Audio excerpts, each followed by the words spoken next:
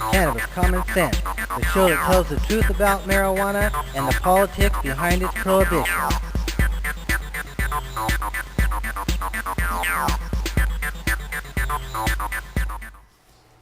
Hello and welcome to another exciting edition of Cannabis Common Sense. We have another great show for you tonight. Sitting next to me is Michael Calloway, who has a couple of books we'll be talking about here in a little bit.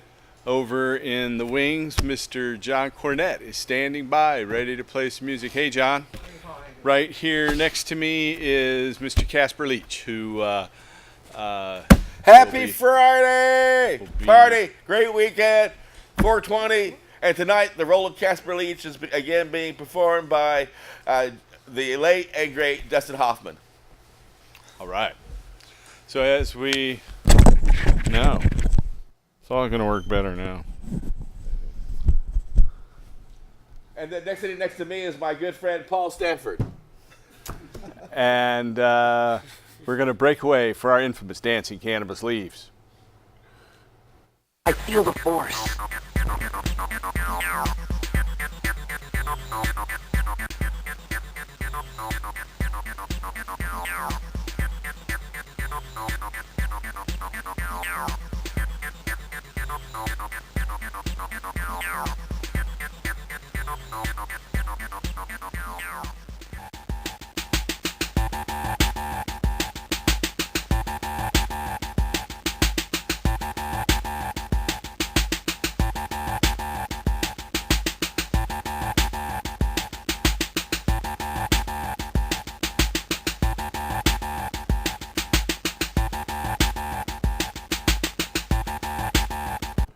Okay, we're going to try this again. It's an all-volunteer show, folks, so we always have a few issues. You might notice that we have our banner turned around here.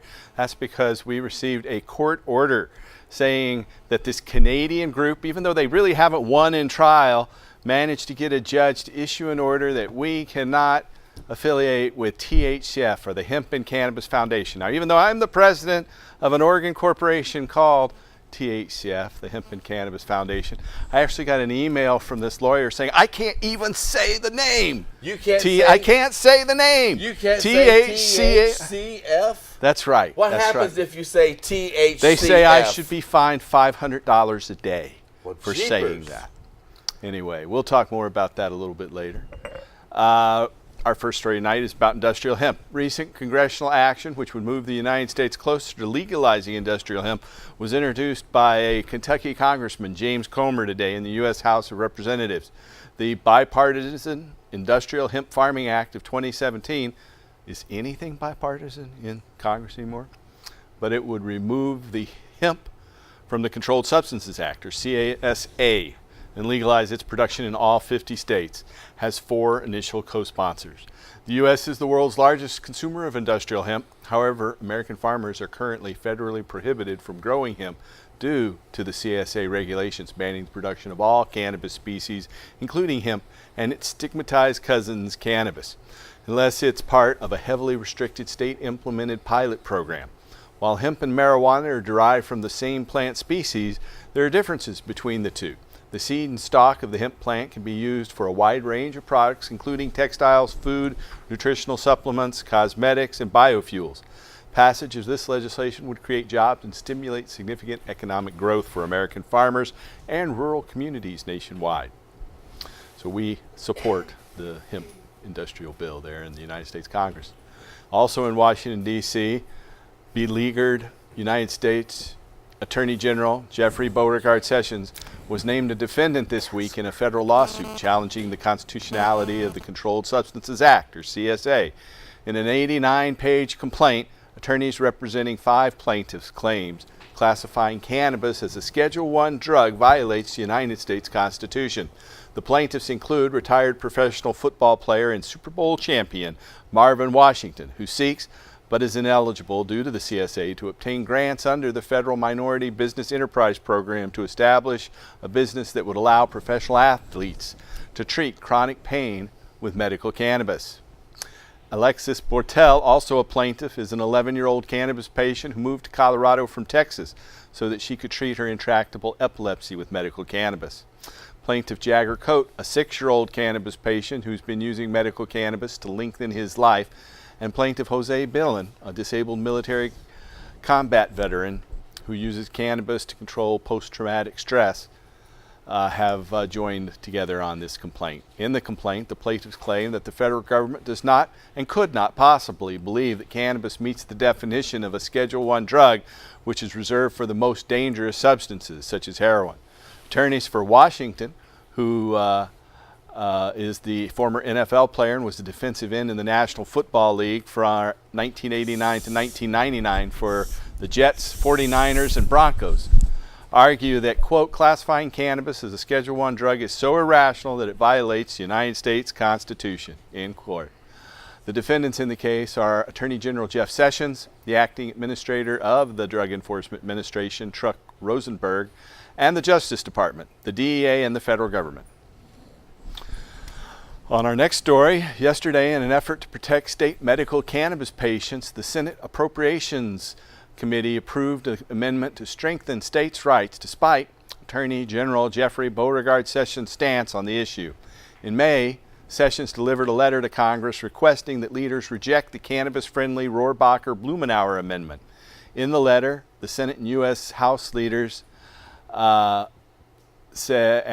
told Sessions, quote, I believe it would be unwise to restrict the discretion of the department to fund particular prosecutions, particularly in the midst of a historic drug epidemic and potentially long-term uptick in violent crime, end quote. Led by Senator Patrick Leahy of Vermont, the amendment passed by a voice vote with strong bipartisan support. The committee, which has 16 Republicans, mostly seemed in favor. Senator Leahy said, quote, 29 states and the District of Columbia have decided it's more humane to regulate medical marijuana than to criminalize it. Almost every state, 46 right now and counting, regulate the use of marijuana derivatives that is used to treat epilepsy and other rare medical conditions. Leahy said, quote, I think just about every member on this committee represents a state with patients who would be protected under this amendment. The federal government can't investigate everything and shouldn't, and I don't want them spending money pursuing medical cannabis patients who are following state law, whether they're an epileptic or whatever they might be, end quote, Senator Leahy said. Since 2014, the amendment, which was originally known as the Rohrabacher-Farr Amendment, has been adopted by Congress through budgetary actions. The amendment prevents the Department of Justice from using federal funds to undermine state medical cannabis laws. The Senate has opted to block Jeff Sessions from interfering with any medical cannabis law. This is a huge win for marijuana reform. In Louisiana, the Louisiana State University, or LSU Ag Center, and Southern University Ag Center will be joining the University of Mississippi as an official medical cannabis producer for the United States government. Recently, the Louisiana legislature proposed a law allowing LSU and Southern University to cultivate and produce medical cannabis. The research will include extensive studies on cannabis to treat HIV, AIDS, cancer, and seizure disorders. Since 1968, Old Mississippi has been growing cannabis for the federal government and the National Institute on Drug Abuse. According to Dr. Mahmoud El-Salhi of the University of Mississippi, he said, quote, we've made the biggest contribution in the nation in understanding the chemistry of the plant cannabis. We've isolated more compounds out of cannabis than anyone else in the world, actually, according to Dr. Mahmoud El-Salhi of University of Mississippi. Dr. El-Salhi thinks the gap between federal and state cannabis laws creates a double standard within the industry. He said, quote, LSU doing this would be conducting an illegal operation under the federal law. It might be okay in Louisiana, but it's not okay at the federal level, end quote. So I think Dr. Sully at the University of Mississippi is a little jealous there. But our next story is out of Boston, Massachusetts. State legislature leaders in Massachusetts have reconciled a pair of bills seeking to amend Question 4, a voter-approved measure regulating the license, production, and sale of marijuana.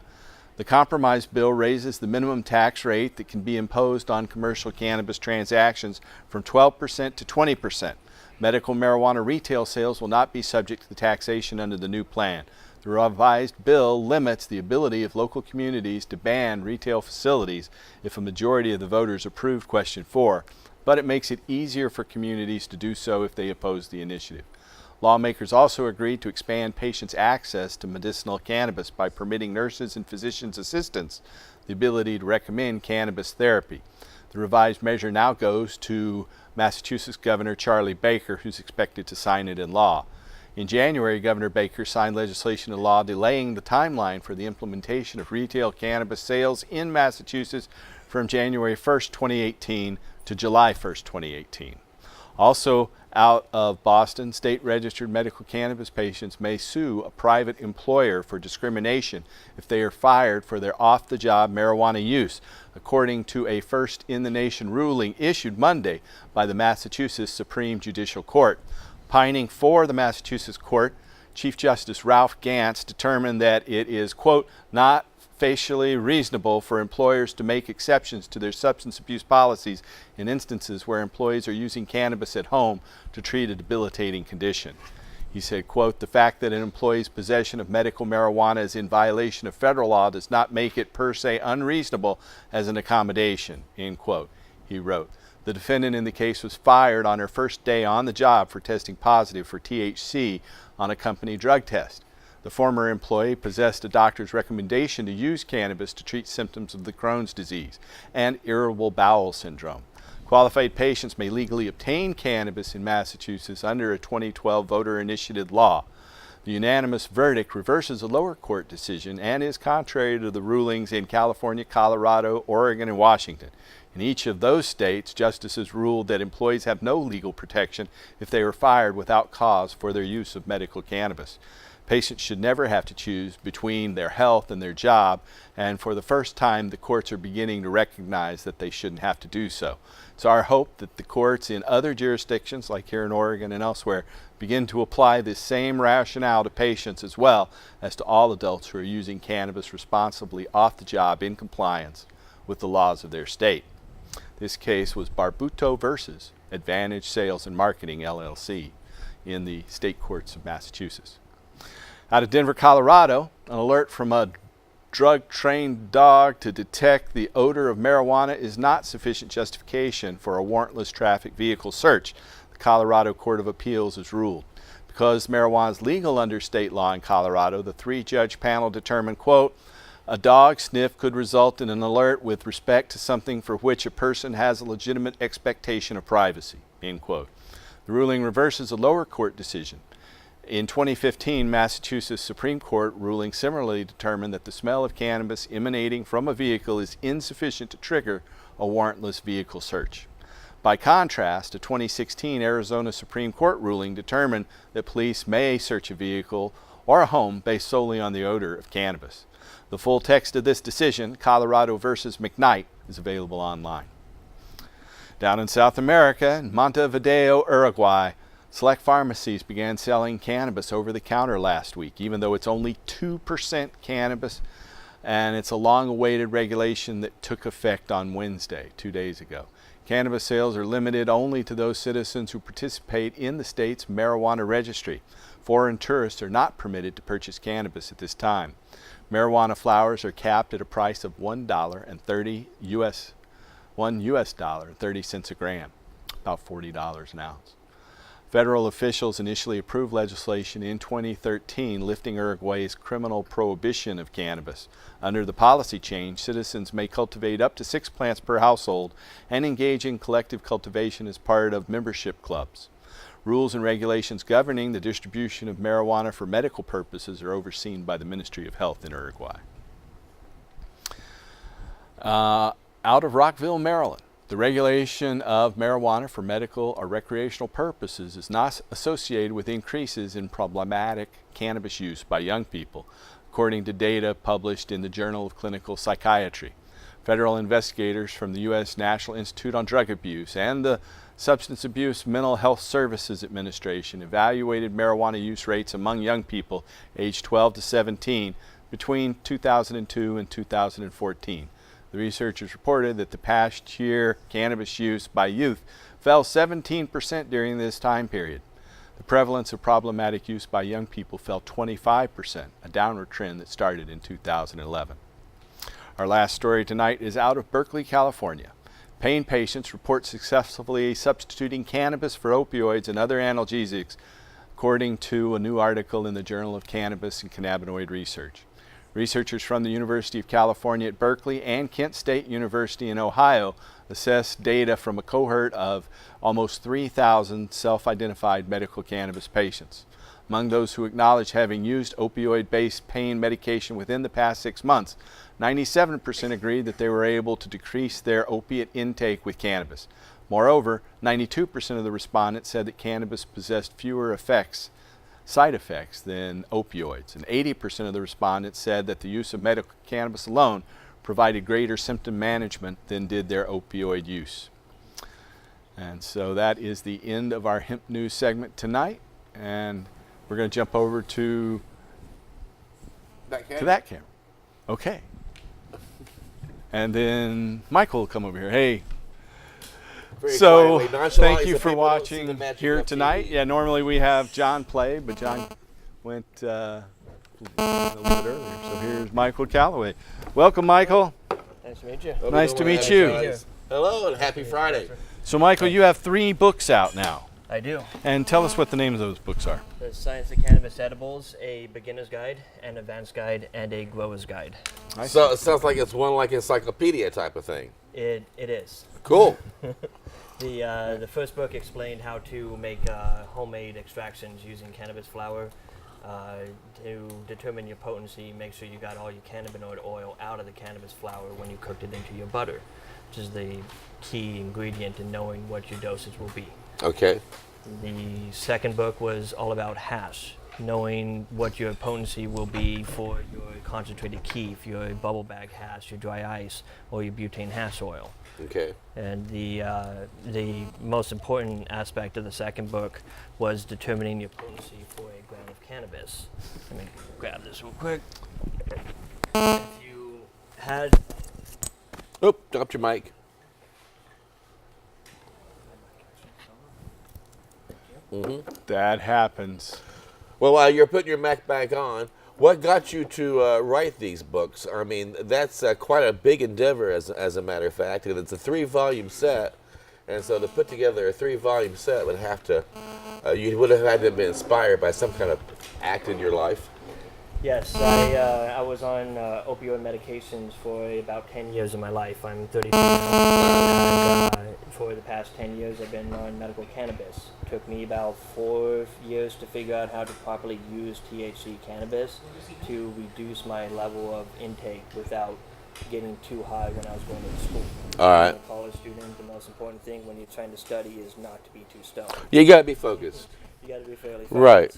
With the industry not telling you anything about cannabis, you look in any book, they don't say, this is how you don't get stoned from THC. Mm-hmm. That was the key goal in the first 4 years, is how to not get stoned from it, how to make an actual calibrated dosage.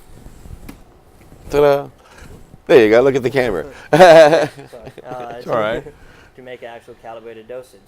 In the second book, I figured out how to determine my potency for my homegrown cannabis. If you have 3 grams of cannabis, you place it in a mason jar with a screen. That's what you have there. That's what I have right here. You grab I don't think they can see that, so let's give us just a second to have the camera focus on that. and you have Tell me when. cameras on there. So you have your Okay, hold on. okay. Apparently this microphone has problems. We've got some kind of mic problem tonight. All right. Have you go on that one. Okay. Tell me when to pour. So you have 3 grams of cannabis grounded in this jar, and then you just pour as fast as you can the 50 milliliters of Everclear or grain alcohol. Is this the kind of stuff that you drink at a party? Sure. Yes, Alrighty. that's the kind that you drink at a party. All right. By pouring the 50 milliliters, You'll get a green liquid out there. Now there's no cannabis in there, so there's this no didn't turn cannabis, green. so it didn't turn green. But it's still for demonstration purposes. Yes, effective. So you determined your weight. You had 3 grams to begin with. All right. You now have 2.4 grams after it's dry. All right. That's 0.6 grams for every 3 grams of cannabis. Cool. So if you divide your 0.6 for your 3 grams, that means you have 0.2 grams of cannabinoid oil for every gram of pot. All right. That is 20% of cannabinoids. So with your homegrown cannabis, you now know that your strain was THC dominant, and you have 20% cannabinoids for every gram of pot. Well, that's important to know too, because there's been so many people who have gone to get an edible or a medible and have ate a medible or an edible and discovered that they were hallucinating more than they thought they should or would, or longer than, or like they'll go to bed and wake up in the middle of the night thinking that they're having a heart attack, and they're not. They're just having a rush. Yes, absolutely. Especially before medical cannabis became highly lab tested and organized. Even today, people don't understand their dosage for their candy bar. They think the 100 milligrams is in the entire candy bar, when it could be just a piece of your candy bar. Okay, now you got a 3-book set. Do they have to buy all 3 books to get benefits from what you're trying to share? No, each book will focus on a specific factor. So let's talk about your books in order. So your first book focuses on what? My first book focuses on cooking cannabis down into your butter, using it in a natural, holistic manner. So you have your harvested ounce of flour, you cook it to a cup of butter. How to properly cook that cup of butter to that ounce of flour was my focus point in the first book. Mm-hmm. And what's the name of that book again? Science of Cannabis Edibles, A Beginner's Guide.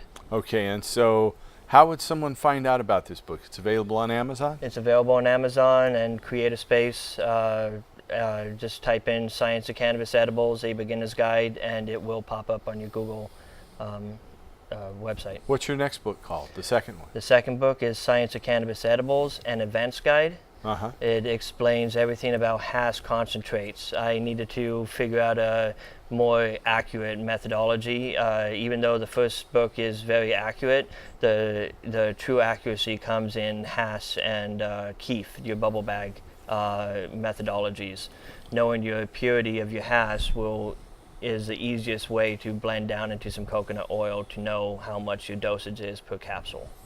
I understand you brought some pictures that they have in the studio. Yes. Do you want to run through those now? Yes. Yeah. Okay, let's go ahead and start with the photos that Michael brought. We have Michael Calloway on tonight, who's written a series of 3 books about the science of cannabis and edibles.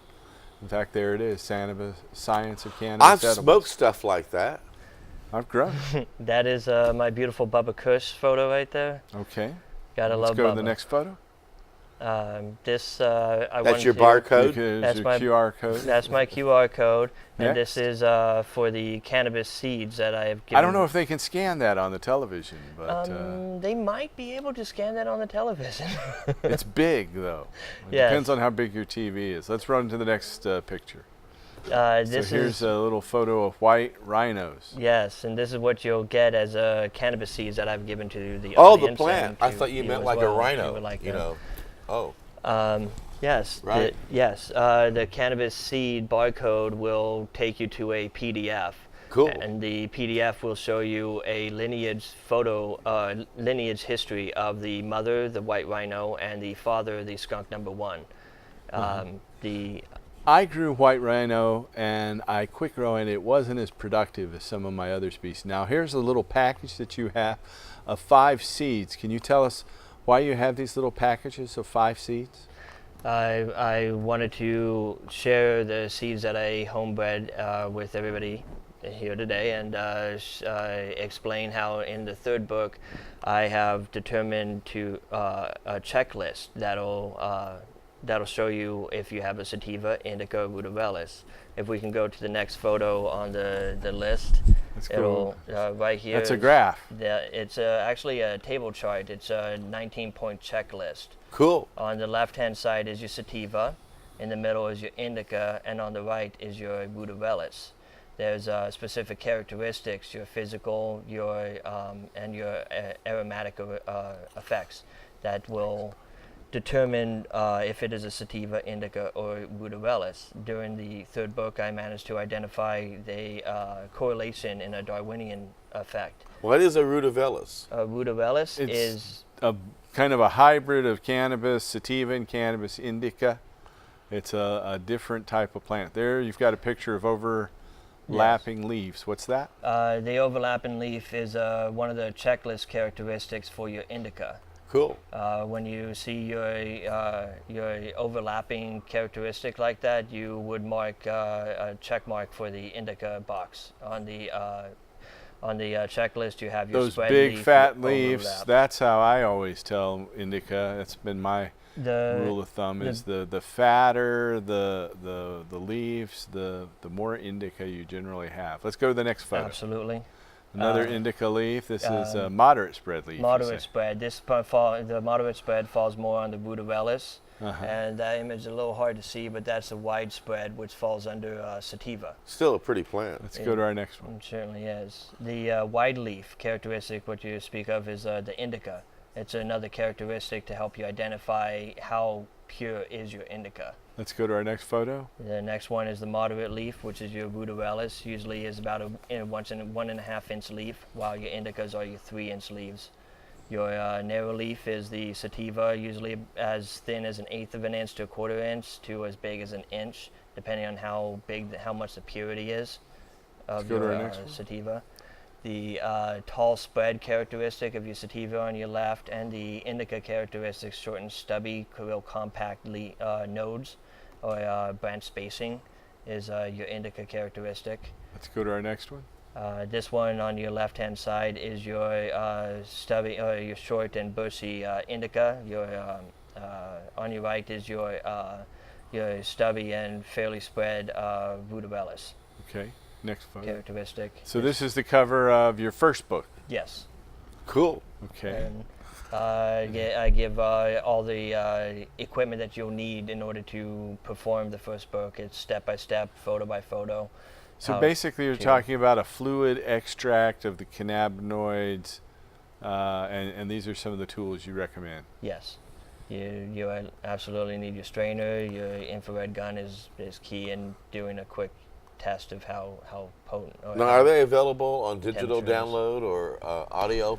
No, not yet. Not yet. No. I will be moving them to digital. Cool. Let's get our next photo. Were You got a these couple edibles of made with foods your? there. Were these edibles made by your hands? Yes, they were. Cool. They're lab So is this your tested. second book? Yes. The this is cover the looks a second lot book. the same. Is it a different picture? or- Different picture. That is that was mango. Lovely I plant. see. Let's go to the next one. This Here's one some I capsules. show the concentrated capsules, how to make your dose, your keef, the difference between testing your own keef at home, the purity, versus a lab-tested keef. I bought keef from the dispensaries, and I went home and I determined the potency on my own. I even got it lab tested at a lab to determine if the purity was accurate. How accurate were these lab companies doing for the So how accurate dispensaries? are the lab companies? Fairly accurate, but they have some discrepancy between 15 to 10% of the actual potency. Do they charge much to test? It used to be $50 a test for a medical patient. Today, I hear it can go all the way up to $300 for a lab test, but I think that is for state certification. And this you can test yourself. Yes. Cool. Let's get our next photo there. Are there any more photos? Oh, there's one. Yes, that is the. There's some of your extracts. Yep, that is butane hash oil. I did 20 different extracts in the book to show how to make different consistencies between your crumble and your shatter. So this is your second book. Yes, this is the second book. The middle. So what do you mean by crumble? Your crumble is different consistencies with temperature. So you have your hash oil. When you cook your hash oil at a different temperature, you'll get a different cannabinoid consistency as well as terpene and structural consistency. And that's because you're burning off the butane, you're changing the cannabinoids. Your CBNs are really shattery. You know, as soon as you snap it, it'll break and fall apart. While your THCA is really doughy and crumbly.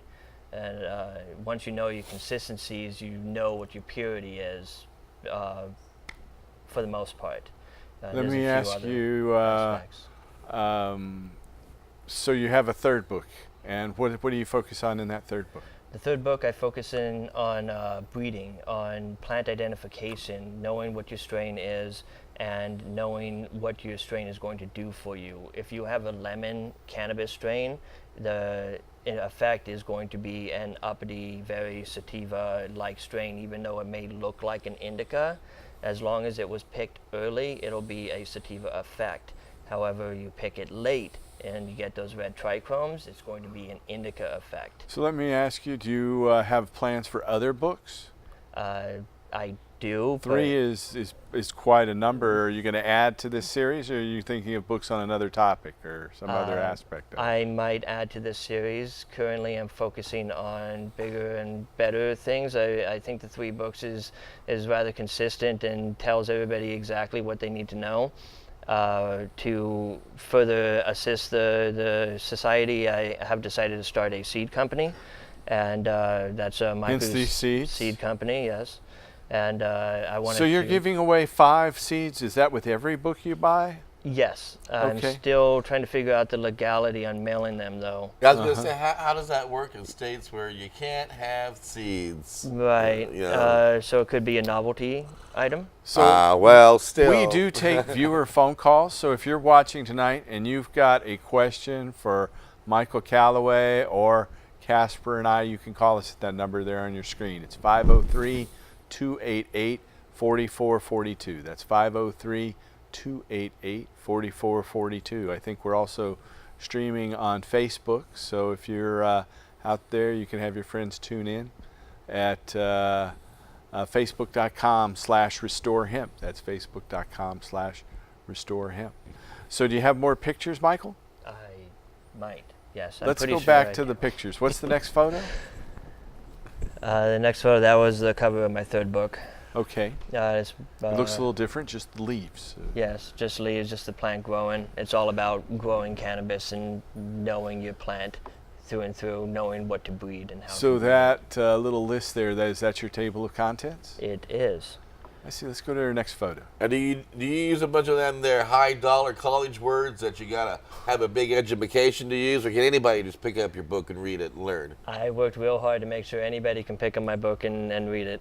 I didn't want to use all them education words in there to mess with people too much. It messes with me enough to use fancy words when it doesn't need to. Let's see. Let's go to our next photo. Oh, small. Yeah, rather too small. I want to. You can see the trichromes on some of those flowers. It's not the size, it's how you use it. Yes. Okay. Right? Absolutely. It's how you pack it. Right? In the bowl. There's a well-rooted little peat moss form there. Yep. Well-rooted clone. How to clone your cannabis. That way you I've can. seen those kits. Yeah, it's rather simple and easy once you understand the fine-tuning. You can get those kits at even Home Depot or any little garden store. I get no kits with Everybody champagne. is. Oh, okay.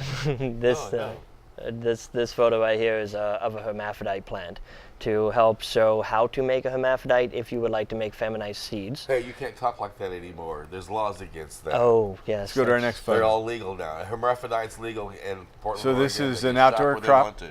Just an outdoor crop you have? Yes, this is an outdoor crop from last year. It's a beautiful space rack in the front, cherry kush on the side, space candy in the back, lemon kush on the side. There's another one. Yep, that is cherry kush right there. All right. That's a close-up. Yep, nice beautiful close-up. Good indica right there. Let's go to our next one. I want to Space show. Wreck. That must be like Trainwreck. Yes, it's Space Dog by TGA Seeds crossed with Trainwreck. I see. That was the indica version, and this one's the sativa version. I You wanted see the to difference. show how even though you breed an indica dominant with a sativa dominant, not all your seeds are going to be consistent. There's a lot of obviously. differentiation. Dominance together? Sure. Yeah, the kids will break down like this. You have your sativa dominant space rack and your indica dominant space rack. Let's go to our next photo. Yes, you Now, what's can. this? Are those ladybugs? Yeah, those are ladybugs. I show all the invasive insects versus the beneficial predator insects that'll help keep your garden that ladybugs natural and are organic. expensive. I guess a lot of gardeners do sometimes turn to ladybugs for a solution to their mite problems. And a friend of mine said he looked into buying ladybugs online, and I guess they're rather costly. They are about $15 for, I think, 1,000 ladybugs. That was a surprise. If you do it right and do it early in the morning, mist all the leaves right, the ladybugs will cultivate and actually make kids. But That's if what you the use them photo indoors, was. they tend to go right into the lighting and burn to death very quickly. Yeah, they're not very smart. You have more photos?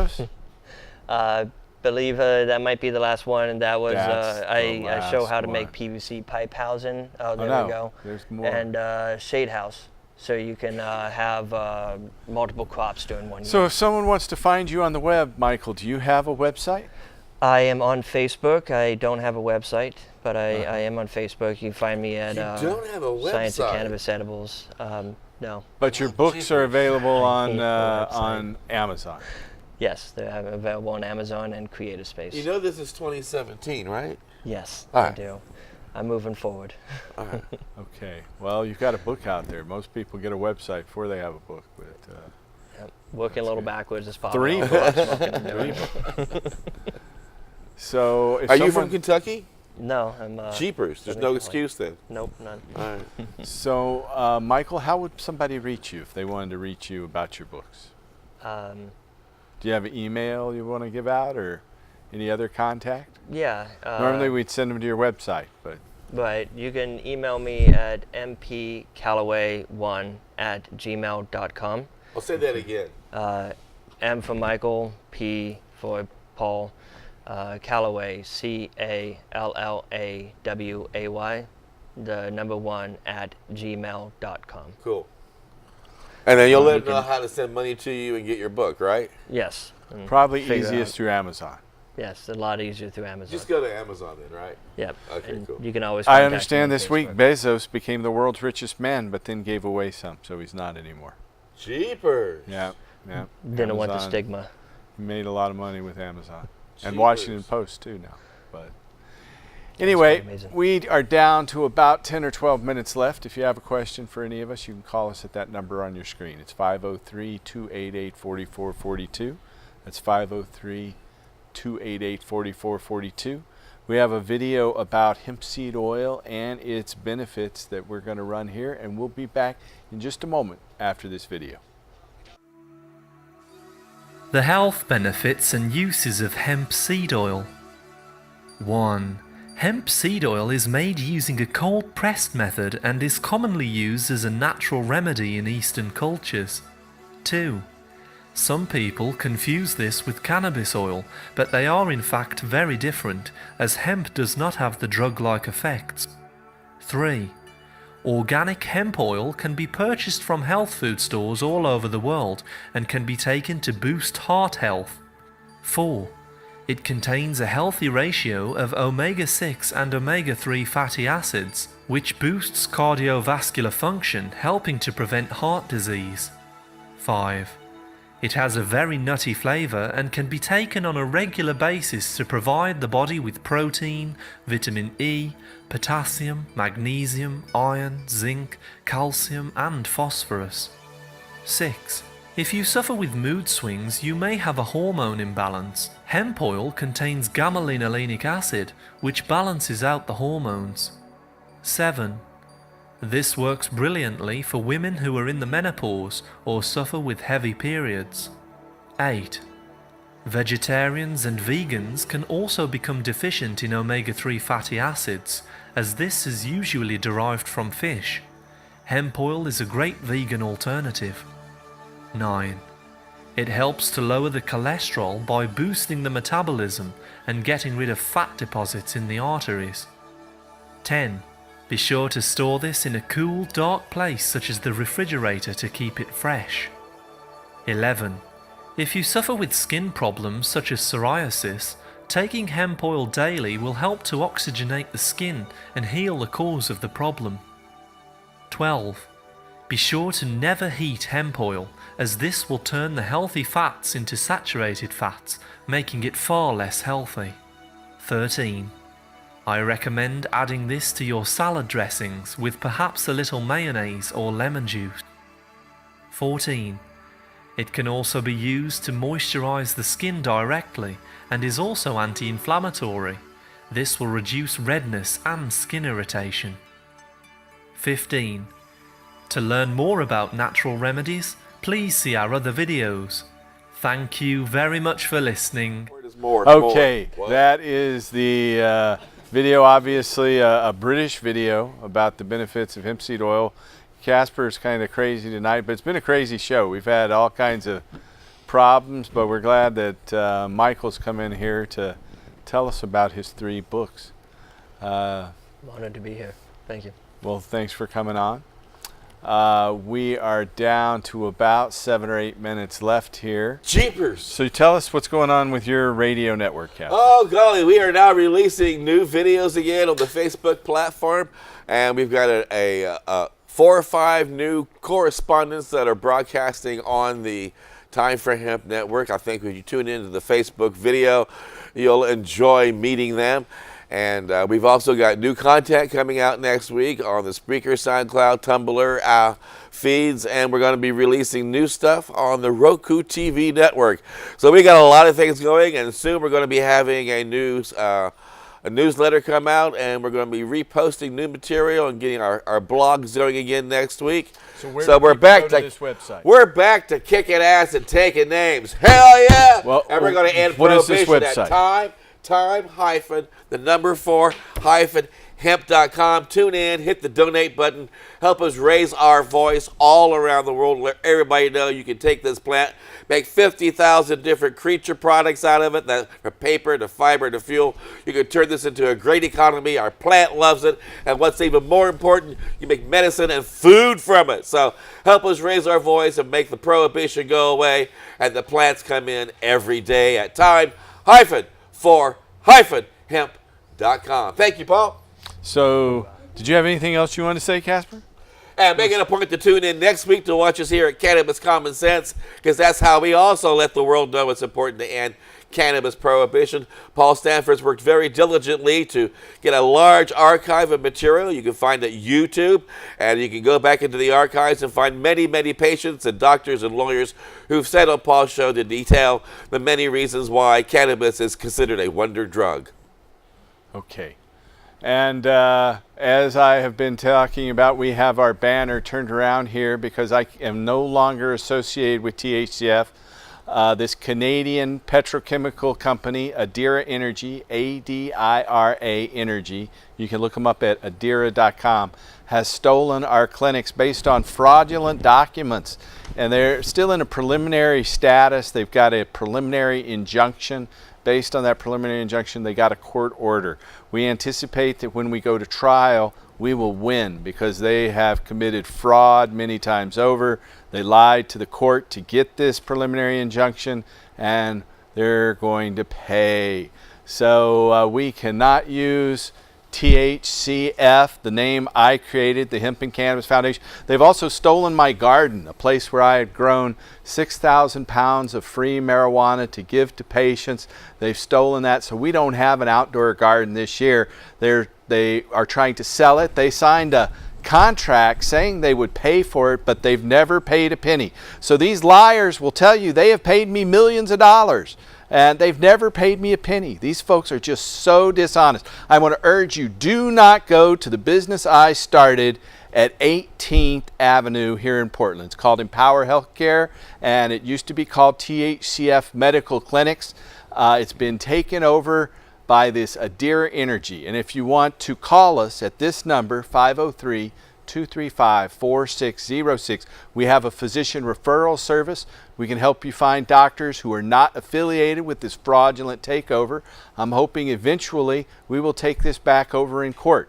But these folks have a dirty capitalist plan. They actually have already spent $1 million on lawyers to be able to effect this change. And I spent $130,000, and now I don't have a lawyer. I haven't had a lawyer in several months, since May 1st. And so I'm representing myself. I went into court a month ago, and it was just me against 6 legal professionals, 3 attorneys and 3 paralegals. So do not go to Empower Healthcare. They're dirty, lying thieves. So the employees there are not the cause of this. It's these Canadian capitalists at Adira Energy, a fellow by the name of Talal Yassin and Martin Bajic and Scott Walter and Alan Rutenberg. They are the fraudulent thieves, and in the end, they will pay. But do not go there, I urge you. And for more information, give us a call at 503-235-4606. That's 503-235-4606. Several great articles have been written one in Ganjapreneur about 2 months ago, another one about 4 months ago in the Huffington Post. If you'd like to receive these emailed articles or paper articles, just call us and I'd be happy to give you this information.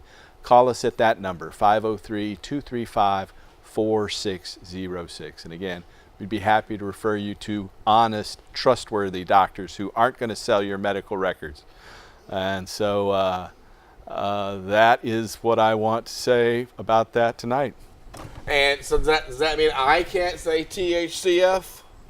I didn't say that. I guess there's not a court order. So maybe I can against say you. THCF. What if I put THCF on my butt and a tattoo? Well, you know, maybe we should Do they say own that? Will they then own my ass if I put THCF on my THCFU. How's that? That might be cool. On my butt. Yeah, I'll do that. Maybe we can show it next week to the audience. I don't want to do that. Oh, anyway, right. We are done. I want to thank you, Michael, for coming on. So much, Paul. Thank you, Casper. Thank you, Casper. And A lot of Mr. fun. John Cornett's ready to play some music to take us out. Thank you, John. Thank you, viewers. Tune in next week, and we'll be back and help us restore hemp. Hoorah.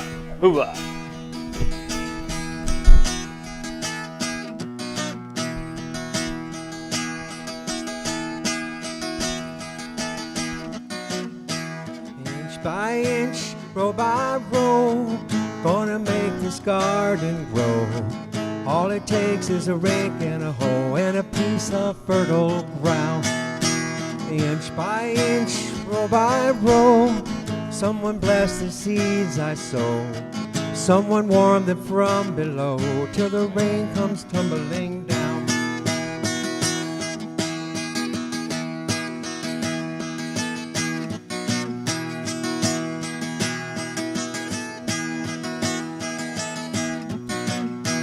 Pulling weeds, picking stones, man is made of dreams and bones. Feel the need to grow my own, 'cause the time is close at hand. Grain for grain, sun and rain, find my way in nature's chain. Tune my body and my brain, the music of the land.